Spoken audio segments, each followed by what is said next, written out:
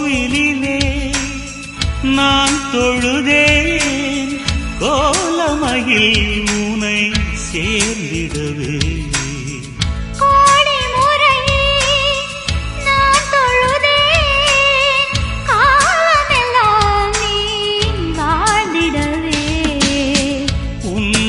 நான் பார்க்க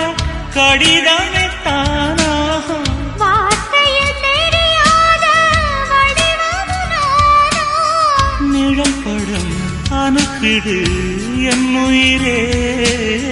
நிஜமின்றி வேறில்லை என்னிடமே